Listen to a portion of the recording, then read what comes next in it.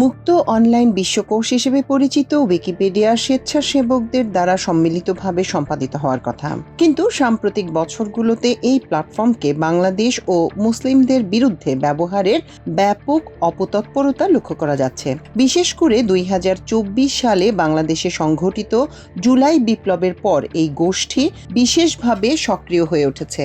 অভিযোগ উঠেছে একটি সংঘবদ্ধ আদর্শিক গোষ্ঠী পরিকল্পিতভাবে জুলাই বিপ্লবের শহীদ ও আন্দোলনের নেতাদের নাম মুছে ফেলা, বিকৃত করা ও বিতর্কিত করার অপচেষ্টায় লিপ্ত। একই সঙ্গে ইসলাম ও মুসলিমদের বিরুদ্ধে মিথ্যাচার ও ভারতপন্থী বয়ান প্রতিষ্ঠার মাধ্যমে বাংলা উইকিপিডিয়াকে কার্যত জিম্মি করে ফেলা হয়েছে।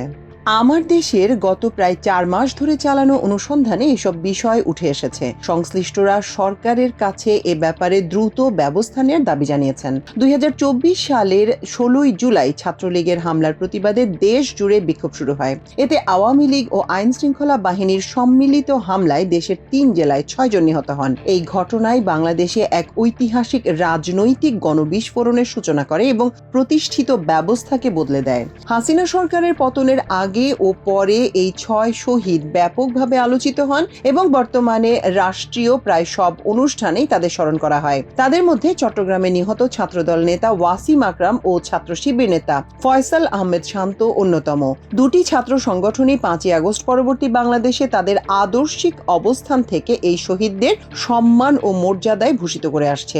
যারা দেশের জন্য জীবন দেন এবং রাষ্ট্রীয় পর্যায়ে আলোচনায় উঠে আসেন, তাদের বিষয়ে উইকিপিডিয়ায় পেজ থাকা স্বাভাবিক বিষয়।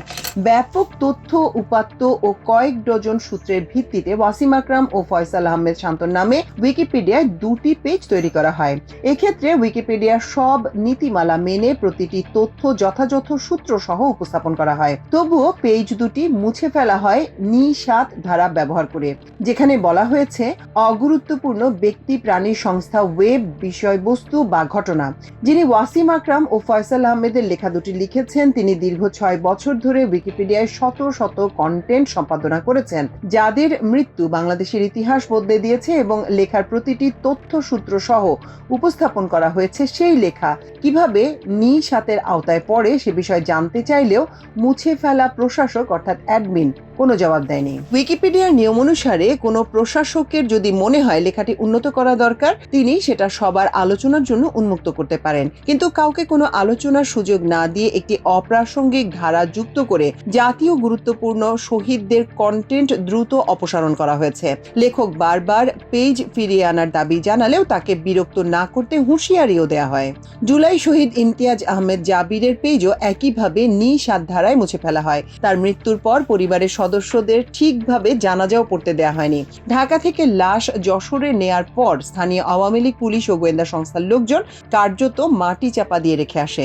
আমার দেশের অনুসন্ধানে জানা গেছে, ওয়াসিম শান্ত বা জাবিরই নন, জুলাই বিপ্লবে ইতিহাস সৃষ্টিকারী প্রায় সব শহীদের পেজ একই অপ্রাসঙ্গিক ধারা ব্যবহার করে মুছে ফেলা হয়েছে। হাতে গোনা কয়েকজন শহীদ, যারা শুধু বাংলাদেশ নয় পুরো বিশ্ব জুড়ে দীর্ঘ সময় ধরে আলোচনায় রয়েছেন এবং এখনো সারা দুনিয়ায় বিপ্লবের মুখ হয়ে রয়েছেন, তাদের কয়েকটি পেজ এখনো টিকে আছে। তবে সেগুলো নিয়মিত সম্পাদনা ও মুছে ফেলার চেষ্টার মুখে রয়েছে। সাদিক কায়েম, শরীফ ওসমান হাদি, আলী আহসান জুনায়েদ, রাকিবুল ইসলাম রাকিব, নাসির উদ্দিন নাসির, নাসির উদ্দিন পাটোয়ারি, জাহিদুল ইসলাম, রাশেদ খান, আব্দুল হান্নান মাসুদ সহ আরো অনেকে শেখ হাসিনার পতনে এবং পতনের পরেও এদের সবাই জাতীয় পর্যায়ে ব্যাপক কার্যক্রম ও আলোচনায় রয়েছেন। হাসিনা পরবর্তী রাজনীতিতে তাদের ভীষণ গুরুত্বপূর্ণ হিসেবে দেখা হয়। তাদের প্রত্যেকের নামে করা উইকিপিডিয়ার পেজ একাধিকবার মুছে ফেলা হয়েছে এবং প্রতিবারই নিঃসাত ধারা ব্যবহার করে দ্রুত অপসারণ করা হয়েছে। এসব ব্যক্তি বর্তমানে বাংলাদেশের বাস্তবতায় অত্যন্ত গুরুত্বপূর্ণ ব্যক্তি হওয়ায় নিঃসাত ধারা এখানে প্রযোজ্য নয়। ইনকিলাব মঞ্চে শরীফ ওসমান হাদি ছাত্রলীগের সশস্ত্র হামলায় নিহত হওয়ার পর তার পেজ ফিরিয়ে আনা হয়, অথচ এর আগে বহুবার তার পেজ মুছে ফেলা হয়েছিল।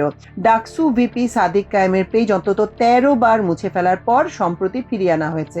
তবে ঐতিহাসিক জুলাই বিপ্লবে অবিস্মরণীয় ভূমিকার জন্য ব্যাপক জনপ্রিয়তা পাওয়া এনসিপির আব্দুল হান্নান মাসুদ, নাসির উদ্দিন পাটোয়ারি, আপ বাংলাদেশের আলী আহসান জুনায়েদ, ছাত্র দলের রাকিবুল ইসলাম রাকিব ও নাসির উদ্দিন নাসির, ছাত্র শিবিরের সদ্য সাবেক সভাপতি জাহিদুল ইসলাম বা 2018 সালে ঐতিহাসিক কোটা ও নিরাপদ সড়ক আন্দোলনের নেতা রাশেদ খানদের মতো জাতীয় পর্যায়ের নেতাদের পেজ এখনো নিঃস্বার্থধারায় বারবার মুছে ফেলা হচ্ছে, অথচ তারা সবাই বাংলাদেশের সাম্প্রতিক ইতিহাসের অত্যন্ত গুরুত্বপূর্ণ নেতা হিসেবে জাতির কাছে স্বীকৃত।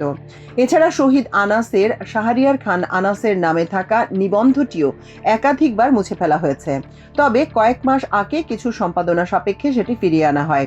সর্বশেষ গত 4 জানুয়ারি বিকেলে নাসিরউদ্দিন পাটোয়ারির নামে লেখা নিবন্ধটির অংশ বিশেষ ফিরিয়ে আনা হয়েছে। এর বিপরীতে নিষিদ্ধ সংগঠন ছাত্রলীগের সভাপতি সাদ্দাম হোসেনের নামে বাংলা ও ইংরেজিতে 3টি পেজ বহাল রয়েছে, যেখানে তার ভূয়সী প্রশংসা করা হয়েছে। বাংলাদেশের নব ইতিহাসে ছাত্রদলের বর্তমান সভাপতি রাকিবুল ইসলাম রাকিব ও ছাত্র শিবিরের সদ্য সাবেক সভাপতি জাহিদুল ইসলামের ভূমিকা ঐতিহাসিক। দুজনেরই দীর্ঘ ফ্যাসিবাদী শাসনের বিরুদ্ধে লড়াই করার গৌরবোজ্জ্বল ইতিহাস রয়েছে। এর বিপরীতে নিষিদ্ধ ছাত্রলীগ নেতাদের ইতিহাস বিতর্কিত ও নিপীড়নমূলক হলেও উইকিপিডিয়া সম্পূর্ণ তার বিপরীত চিত্র দেখা যাচ্ছে। জুলাই বিপ্লবের শহীদ সংগঠন বা সংগঠনগুলো উইকিপিডিয়ার প্রশাসকদের কাছে গুরুত্বপূর্ণ না হলেও সমকামী ও বাংলাদেশ বিদ্বেষী ব্যক্তিদের ব্যাপক কদর রয়েছে তাদের কাছে। অভিজিৎ রায়, আসিফ মহিউদ্দিন, আহমেদ রাজীব হায়দার, জুলহাস মান্নান, তসলিমা নাসরিন, রেজাউল করিম সিদ্দিকী সহ সমকামিতাকে উৎসাহিত করা ব্যক্তিদের নিয়ে উইকিপিডিয়ার প্রশংসার শেষ নেই। তারা দেশের জন্য জীবন দেওয়া শহীদদের চেয়ে কিভাবে গুরুত্বপূর্ণ হয়ে গেল তার কোনো ব্যাখ্যা উইকিপিডিয়ার প্রশাসকরা দিতে রাজি নন। জুলাই শহীদদের পক্ষে লেখা ও মিথ্যা তথ্যের বিরুদ্ধে আপত্তি তোলার কারণে একাধিক অ্যাকাউন্ট সাসপেন্ড করা হয়েছে বলে অভিযোগ রয়েছে। এ ব্যাপারে প্রশাসক ইয়াহিয়াকে ইমেইলে প্রশ্ন করা হলে তিনি কোনো উত্তর না দিয়ে প্রশ্নকারী অ্যাকাউন্টও সাসপেন্ড করে দেন। ফলে এ বিষয়ে উইকিপিডিয়ায় অপতৎপরতা চালানো এসব প্রশাসকের কোনো মন্তব্য পাওয়া সম্ভব হয়নি। উইকিপিডিয়ার নিয়মিত লেখক মামুন হোসেন বলেন, একটি উন্মুক্ত বিশ্বকোষ হলেও বাংলাদেশ ও ভারতীয় উপমহাদেশের সংশ্লিষ্ট ধর্ম ও আদর্শিক বিষয়গুলো একটি সুনির্দিষ্ট গোষ্ঠীর মাধ্যমে পরিচালিত হয় এখানে, যা সবার জন্য উন্মুক্ত নয়। হাসনাত সিদ্দিক মুরাদ নামে আরেক লেখক বলেন, বাংলা উইকিপিডিয়াকে কোনো অবস্থাতেই উন্মুক্ত বিশ্বকোষ বলা যায় না। এটি একটি সুনির্দিষ্ট গোষ্ঠীর হাতে নিয়ন্ত্রিত হচ্ছে এবং সেই গোষ্ঠী বাংলাদেশের সাধারণ মানুষের ধর্ম ও আদর্শিক অবস্থানের বিরুদ্ধে সংঘবদ্ধ। অভিযোগ রয়েছে 2014 সালে বিনা ভোটের নির্বাচনে আওয়ামী লীগ ক্ষমতায় আসার পর ফেসবুক, ইউটিউব সহ তথ্য প্রযুক্তির বিভিন্ন মাধ্যমকে কবজা করতে শুরু করে। তারই ধারাবাহিকতায় প্রতিবেশী দেশের যোগসাজশে উইকিপিডিয়াতে নিজেদের একচ্ছত্র আধিপত্য বিস্তারের চেষ্টা চালায় তারা। তখন থেকে উইকিপিডিয়ায় বাংলা অ্যাডমিনদের মধ্যে ভারতীয়, আওয়ামী ও ইসলাম বিদ্বেষী ব্যক্তিদের অনুপ্রবেশ ঘটে। তারাই বিভিন্ন সময়ে উইকিপিডিয়াকে নিজেদের স্বার্থে ও উদ্দেশ্যে ব্যবহার করে আসছেন। তাদের কারণেই মাধ্যমটির নিরপেক্ষতা প্রশ্ন উঠেছে। উইকিপিডিয়া বাংলার অ্যাডমিন প্যানেলের 3 জনকে ইমেইল করে অভিযোগের বিষয়ে তাদের অবস্থান জানতে চায় আমার দেশ। গত 11 ডিসেম্বর নাহিদ সুলতান, MDS শাকিল ও ইয়াহিয়া নামের 3 অ্যাডমিনকে দেয়া সেই ইমেইলের কোনো সাড়া পাওয়া যায়নি। এ বিষয়ে জানতে চাইলে জুলাই বিপ্লবের অন্যতম সংগঠক ও ডাকসু সাধারণ সম্পাদক GS SM ফরহাদ আমার দেশকে বলেন, 15 বছর আওয়ামী লীগ যে কাজ করে গেছে সেটা ব্যক্তি উদ্যোগে মোকাবেলা করা কঠিন। সরকারের দায়িত্ব ছিল সংশ্লিষ্ট মন্ত্রণালয়ের উদ্যোগে কার্যকর ব্যবস্থা নেওয়া। আমার মনে হয় এখনো সময় আছে। অন্তর্বর্তী সরকার যদি উদ্যোগ নেয় তাহলে নির্ধারিত সেসব আইডি থেকে এই কাজগুলো করা তাদের বিরুদ্ধে ব্যবস্থা নেওয়া সম্ভব হবে। সার্বিক বিষয়ে ডাক, টেলিযোগাযোগ ও তথ্য প্রযুক্তি মন্ত্রণালয়ের দায়িত্বপ্রাপ্ত প্রধান উপদেষ্টার বিশেষ সহকারী ফয়েজ আহমেদ তৈয়ব আমার দেশকে বলেন, উইকিপিডিয়া ব্যক্তি বিশেষের দ্বারা পরিচালিত, সরকার দ্বারা নয়। তাই এক্ষেত্রে সবচেয়ে ভালো হবে উইকিপিডিয়া কমিউনিটির সঙ্গে কথা বলে একটি করণীয় নির্ধারণ করা। এ বিষয়ে করণীয় নিয়ে আমাদের উপদেষ্টাদের সঙ্গে কথা বলবো।